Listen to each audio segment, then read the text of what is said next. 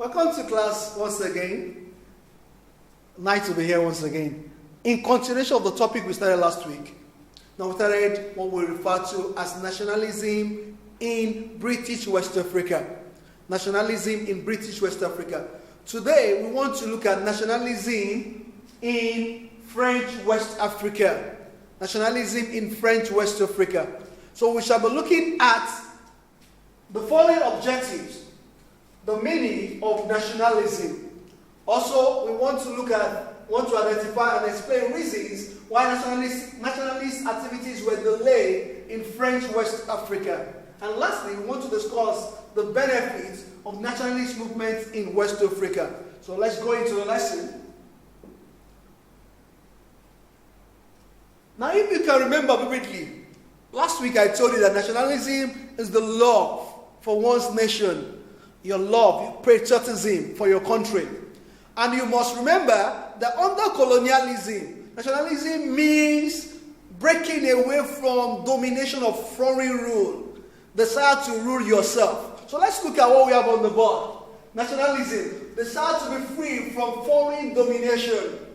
The desire of individual in their society to be free from foreign domination.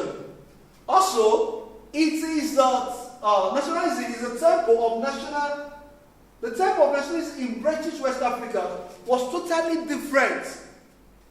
The type of nationalism in British West Africa was totally different from French West Africa. Why? In the French West Africa, there were repressive measures coupled with restriction of education. Nationalism did not start until 1945 in French West Africa. So why did nationalism activities have to take that long process before it starts? So let's look at the reason why it had to take that long process. Number one, restriction of Western education. The French colonial master never allowed Western education in their colonies in West Africa because they believed that Western education will bring about liberation of their mind, and people will begin to demand for freedom. And they did not want this to happen. So they actually ensured that education did not come to the people. Also, the policy of assimilation. I believe you still remember the policy of assimilation, in which they wanted the culture of the French people to be imposed on the Africans. And the culture, at that time, they said the culture of the Africans were inferior, while the culture of the French was superior to the culture of the Africans. So they believed that there should be imposition of culture. Also, the system of indigenous. Now, that system means that people should be subjected to hard labor, forced labor. Apart from that, people should be seen as second-class citizens in their country. Also, now, absence of political parties and association. In British West Africa, you remember in 1922 in Nigeria, Clifford Constitution introduced what we call elective principle. An elective principle brought about establishment of political parties in Nigeria.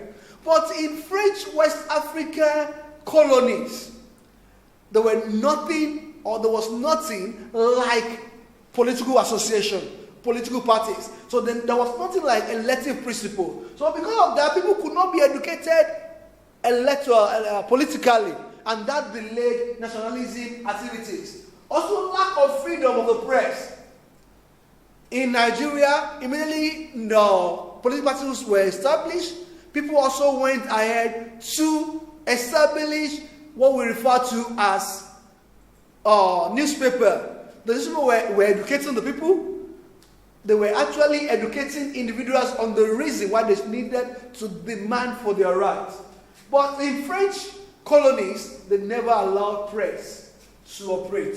And lastly, centralized administration was in place.